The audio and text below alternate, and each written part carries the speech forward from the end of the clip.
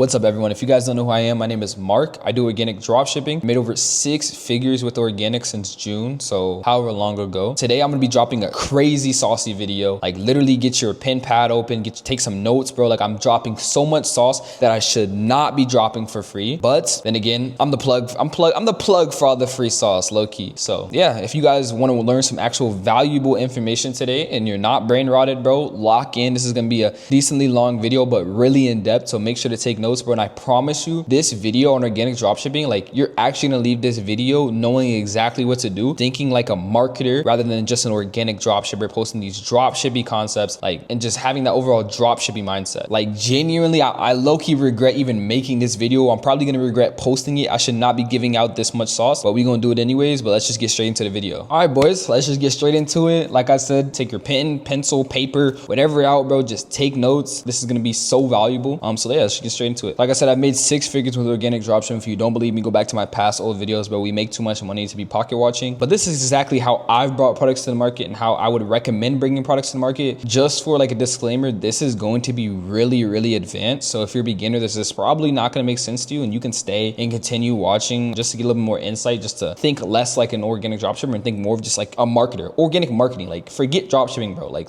we're marketers, like literally straight marketers. So just forget that, bro. But this is genuinely how I think. And in order for you even to adapt this mindset that I have and to adapt the way I think, you need to literally train your brain to think differently. Like I've talked to so many people and like no one ever thinks this way. Like no one ever thinks. There's like maybe 4 to 5 other dropshippers in this space that actually think this way that I know of. And bro, they're all killers. They're all killers, bro. And I give props to all of them, bro. But yeah, first you genuinely just have to train your brain to think differently. And what does this actually mean? So I'm gonna give you guys examples. When I scroll on my burner, I'm not always just looking for a winning product. I'm literally just scrolling my burner, just looking for products that I can just change angles. Like if I see a product, my first thought isn't, okay, I'm gonna run this exact product. I'm gonna think, okay, what is another passion niche I can target? What is another passionate angle I can target? Or it's always, okay, this product is a banger, but what's a new variant of it that I can bring to the market? Because I'm not gonna hop deliberately on that product because I know that product's about to be ran through next week, because I'm not the only one seeing it on the burner. Like a million other people are seeing that product too, bro. You know how many organic dropshippers there are, and we all have the same burners. So if you see a product on TikTok, like specifically, just know it's cooked. Just know there's about to be 20 to 30 people on that next week if you saw it. Instagram is a little bit different. Facebook, it's way different. So it's not kind of like the same effect. But if you see a product on TikTok, it's most likely cooked, bro, if you see it going viral. Next thing, like I said, I'm not scrolling all the time just looking for products specifically. I'm looking for ideas, checking comments, bro. I've literally found untapped passion niches just by looking at my comments and other people's comments. Like scrolling on the burner and just checking someone's comments and seeing like, cause bro, this will literally tell you that the niche is passionate. If there's people, first of all, like I've gotten products by looking at someone's comments, and mind you, like the people commenting and like the niche that they were commenting had nothing to do actually with the product that the person was advertising or the niche they were advertising it in. People were literally just like commenting, yo, this looks like this niche. And I was like, yo, like what even is this niche? And I did more research, but I'll talk about that later in the video, how I found a passion niche through comments. But next thing is like I said, you can often find passion niches through the comments and looking at people's videos. And then next thing I look for is if a product is going insanely viral, just look for, the best thing is to look for another color, another variation, like I said, instead of actually hopping on that product directly. So that's kind of like the first step to bringing products to the market and just thinking outside the box, thinking more of like a marketer instead of just deliberately thinking like a drop shipper and hopping on every product you see on your burner. That's not gonna work. You may make like 5 to 10K, but bro, I don't care about 5 to 10K anymore. Like I could care less about 5 to 10K. Like I'm not trying to waste my time filming for a product every day just to make 5 to 10K, bro. Like I'm trying to go for those bigger winners, bro. 90% of my products, like I'm not even kidding, like products that I've been running recently and just like products that I brought to the market literally came just from me thinking like with my brain, like genuinely, like not no burner research, not even alley research, not even like, I literally just thought of products from my brain. Like that's it. Like, and I'm gonna walk you through this whole entire like thought process of like how I actually do this. So I'm gonna show you an example of something that I was looking at, but like I'm not actually gonna run it, but I'm just gonna give you guys an example of like why I even thought of this and like why it even popped up into my brain. So I'm just gonna run you down like my thought process of when I think about things. Like I said, marketer, like I'm thinking like a marketer, not just a drop shipper. But anyways, yeah, I'll walk you through an example of my thought process. So my first thought was, I want to find a product that's evergreen, that I can bring to the market, has multiple passionate angles, just something that like I can run, and as soon as an angle dies, I can just replace it with another angle, another passionate angle. Like an examples, like really good examples of this would be this POV camera, this headband, and this projector. Very evergreen products, very like products that you can literally implement multiple niches with. So I was thinking like I want a product like this, and obviously not any of these, because these are, majority of them are ran through, not many more angles left. But I was like, okay, how can I bring something new to the market that kind of has this same like universal effect, something that you can change the angle to, something that just applies to majority of the niches. So the reason why all of these niches are like this and you can bring multiple different angles to it is because they're like universal type of products. So for example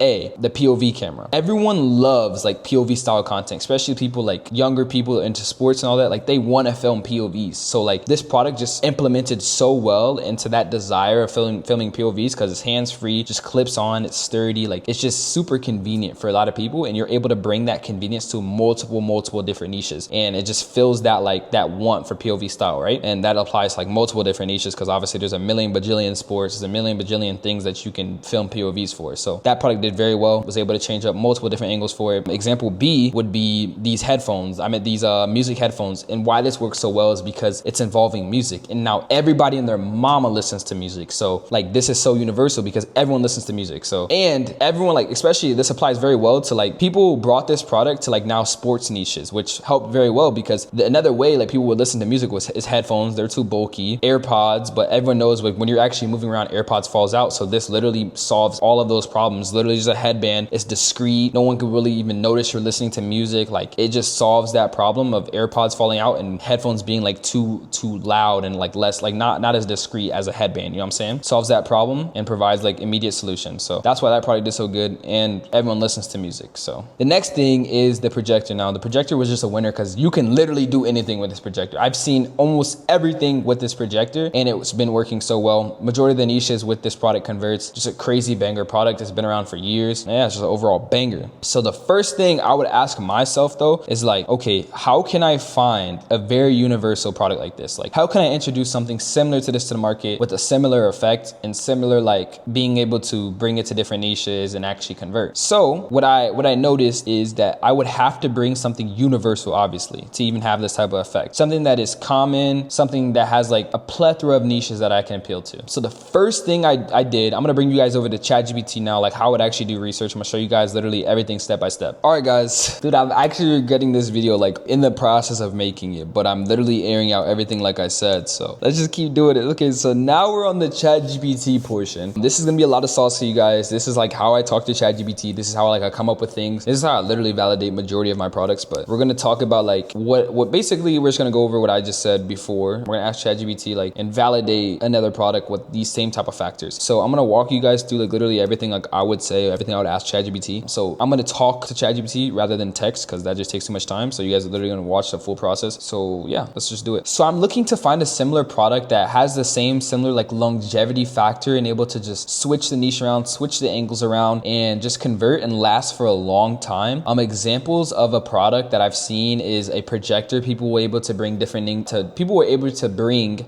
niches like Christmas, Halloween, Lord of the Rings, book readers, like a plethora of different passion niches. And the product lasted for so long because there's so much you can do with this product. Like it's very universal, and everyone loves projectors as well. I've seen like gaming, I've seen a whole bunch of different niches. Another product was a POV camera that people applied like playing sports to, and there was like whole different types of like sport POVs, like baseball, soccer, lacrosse, equestrians, etc. Like you name it. There's so many different niches just because like POV style content is very huge, and so it was applicable to a lot of things. Another product that had the same type of like longevity factor and had like just something that they were able to just keep switching up the angles was a headband, a music headband. I mean, obviously music is very universal, like everyone listens to music, and so this applied just for a plethora of reasons. Like majority of niches, like especially sports, like they want to listen to music while they're doing it, and so that helped a lot. Like this converted in niches like equestrians. I've seen like the dancers. Like this product's been around. I've seen people use it like before they even go to sleep, to like relaxing sounds. So I'm just trying to find a product with like the similar type of longevity, the similar type of like product that you can just bring into multiple different niches. So the thing I'm looking for is like, what do most people do on the daily that I can find a product for? What are like pain points that majority of like niches and people just have in common? That's how you talk to ChatGPT, y'all. I'm literally buttering ChatGPT up, like I'm yapping to it, bro. Talking to ChatGPT like it's my girlfriend, bro. So we're gonna see what it says. We can't do organizing. Okay. People have pain, tension, daily, neck, back, posture. Okay. I think I like really mess with posture, I can't lie. And because I know a product that's like converted, like not converted, but it went crazy viral in the past, and like mad people printed off it, like the posture. Like I know you heard that, like that one back thing, like where you just, and it cracks your back, something like that. And I've seen like a buzzing one too, which that may actually be very good. So we're just gonna see what ChatGPT has to say. Okay, so posture is really universal. Like you can bring that to multiple different niches. Like posture applies to like a whole bunch of different niches, and it solves a lot of pain points too. So specifically like sport niches, what niche would be the best to like up to bring a posture product to the market in? Sport niche. Okay, boom. It says equestrians. Right? And so what I would do now, I'm not gonna do it just for time's sake in the video. What I would do now is even look up is if this is a specific even problem in the equestrian niche. So I'd go to TikTok, which I've already done. At this point in the video, I've already done this. And it brought up like, actually, I'll just pop up the video on the screen of like a common problem with equestrians, and which this literally fits perfect in the niche. So yeah, that's that. Like this is how like I literally do my talking, how I talk to ChatGPT and everything. It says questions, it says golfers, like weightlifters, dancers, archery. Like bro, these are all very passionate niches, like very passionate like micro niches almost, and like they all have a lot of money. They're higher converting, especially golf and questions, which is like the best targeting niche. And guys, I wouldn't actually run this product like low key. Some of y'all could go out and run this product after the video, but let's just get like further into the video and just talk about why this is a good angle. So like I was telling you guys, once I find a universal pain point, which the universal pain point was posture, and there's already multiple products that converted like with the posture niche, like not even converted but went crazy viral. Like usually when I see products like that, bro, like they just go insanely viral. Like it's an Instagram, Facebook product that just freaking goes so viral that it makes a lot of money. But obviously if you bring it to a more passionate niche like a questions, bro, it's gonna convert a lot higher. But yeah, let's just get straight into it. I immediately like when I find like this universal pain point, the first thing I would do is immediately look for old winners that I could take this pain point to but go deeper. So, and the reason why I even do this is because like these old winners, like if you find a new niche or a new angle, and there's no reason for you to reinvent the wheel fully. Like there's no reason for you to come bring a product that has like never been ran in the market. If you could just go back and look at old winning products, like like for instance, like old, for me, it'd be old posture winning products, right? Like stuff that helps your posture. Like why would I go make up a random product and bring it to the market? Like I'm just gonna go look at old posture products, right? And because a lot of these old dropshippers, bro, they had this dropshipping mindset. Like they did very dropshippy concepts, like prototype versus product, like all that BS concepts. Like, I'm not saying it's BS, I guess, like it still works, but it just doesn't convert as high and stuff like that. They did all those dropshippy concepts. They really thought surface level. They were doing like surface level type of concepts. And especially like back then, they were doing more broader concept. They were just targeting people with bad posture as a whole, rather than like these high converting smaller niches like equestrians, golfers, etc. They were just targeting people with bad posture as a whole. So yeah, let's just so that's what I would do. And I did that and I found this buzzing one. So basically how this buzzing one works is you can set it to your phone. So say if you wanted your posture, I'm just gonna turn. If you wanted your posture to be like, to notify you if you're like this, you would set it to your phone. As soon as your back leaves the straight position, it would buzz to remind you to go back to it. And this will apply very well for questions, because especially in this video, I'm gonna pop up the video real quick. Like every single day, I love you always. Wait, I'll meet you halfway. Okay, so now that video played, you can obviously see like it's a common thing for equestrians to be riding and remember their posture. Or like when you're in equestrian, you're taught a certain posture to like ride your horse better, obviously. So with this product, it fills that gap to where like as soon as you leave your professional or your good horseback riding posture, it will buzz to remind you to do it, right? It will buzz to like have you fix your posture, just kind of how that lady in the video was fixing her posture as she remembered that she's not supposed to be doing that. So it kind of like fills that gap in the market. Also, like I was mentioning before, you would research to see if that niche that you're bringing to actually even cares about that product, like, or cares about the specific topic. Like you research to see if the questions care about posture, or if golfers that care about posture, or like whatever niche, like desk workers, 9-to-5ers care about posture, like people that work at home all day care about posture. Like before you would bring it, obviously you'd have to make sure your product is matching that audience. Like don't just bring a random product to a random audience with no research. Like it obviously has to match the audience, right? Like this posture corrector isn't gonna work in a little kid's niche, because a little kid could care less about a posture corrector, you know what I'm saying? But I did all that. Like I said, ChatGPT recommended the questions, and then this, you saw all the other niches you could apply this to. And like I said, posture is a very universal like type of thing. Like every niche could be, you could talk about posture in it. Obviously some niches will convert a lot higher than others with like deeper pain points in the posture like topic and stuff like that. But here's an example of how like you can literally bring a product to the market just by using your brain. Obviously you have to be really advanced. Like you have to think on a marketer wavelength. I wouldn't actually run this product. This is just an example of the video, like for the video purpose. So I wouldn't actually run this product, but this is like my typical thought process. And obviously I'm not going to run you guys through something that I would actually run because I want to run it. But yeah, this is like my thought process on like, and this is the way I bring like majority of my winners to the market, is just through this thought process. But like I said, you have to be really advanced. You have to really be on that wavelength to even think like this. But yeah, now I'm going to go into the next part of the video and talk about other ways I brought products to the market. So another way I brought a product to the market was simply just looking at comments. Like I mentioned before in the beginning of the video,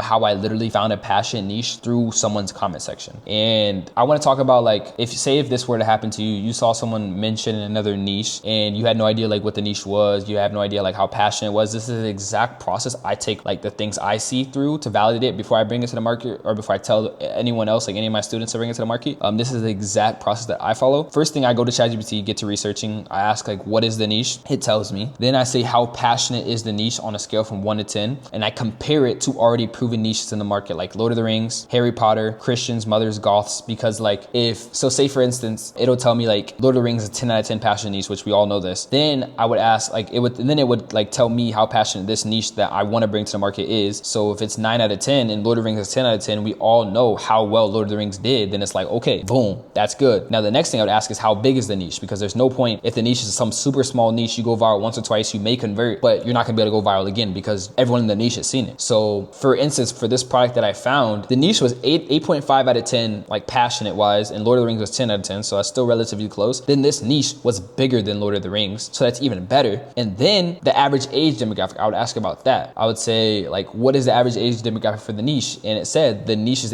average demographic was like 30 to 50, which literally barbecue chicken, Facebook product, print. We already know this. And then once I found out if it's a good product or not, then that's when I look at products to bring. Like once I've already asked it all these questions and it validated it for me, like it told me the niche was big, it told me it was passionate, they have disposable income because there's 30 to 50, then I would look at products to bring to that niche. Like I just found the niche, now I have to find a product to bring to the niche. And this is like another thing that I'm telling you guys, you don't have to reinvent the wheel. If like, you don't have to reinvent the wheel fully. If it's a new niche and you validated that's very passionate, it checks off everything, literally already just bring a proven winner. Bring a proven winner like from other products. So say like mugs, blankets, cups, necklaces. What's other like proven winners like between multiple niches? Advent calendars, all that. Like you can just bring it to this niche now. Obviously you have to find designs that match the niche and etc. But you can just bring those type of products to this niche. You know what I'm saying? Instead of having like to fully reinvent the wheel and bring a freaking like keychain or something. Like no, you can just bring already proven products that's worked in the past for other niches to this niche now. And obviously the product you bring has to match the audience. So since they're 30 to 50 years old, a necklace probably won't work. They could care less about a necklace. A headband won't work, could care less about a headband. 30 to 50 and like the type of niche it was, like the best thing that like the best option that you'd have would be a cup. Like you already know the cup converts, so bring a cup. You know what I'm saying? And so like the product has to match the audience, 30 to 50 years old. The audience specifically that I found like this niche in, like they're drinkers. So like obviously a cup would be the best thing. And then what I would do from that point on is just run proven concepts. Like run proven concepts and obviously change up the wording to fit your niche and all that. But that's the next thing I would do. And then yeah, it's golden from there. Next thing I would do to bring products to the market is piggybacking off of proven niches / products. So I've brought products to the market just by looking at and already proven. I brought products to the market by looking at proven niches, proven products, like I was saying before, and just spamming like proven products and similar niches that share the same traits as the niche. So like a good example of this would be the blankets. So people were running like millions of blankets have been ran at this point, bro. But if you notice, a whole like every dang near artist you can dang near think of has a blanket. And the reason why majority of them all worked is because a lot of these artists, a lot of the niches that like actually printed with blankets, they all share kind of the same traits. So like an Olivia Rodrigo blanket printed, Taylor Swift blanket printed. It's because they share that kind of the same traits, but they're still two separate different niches. You know what I'm saying? Olivia Rodrigo niche is still separate from Taylor Swift niche, but they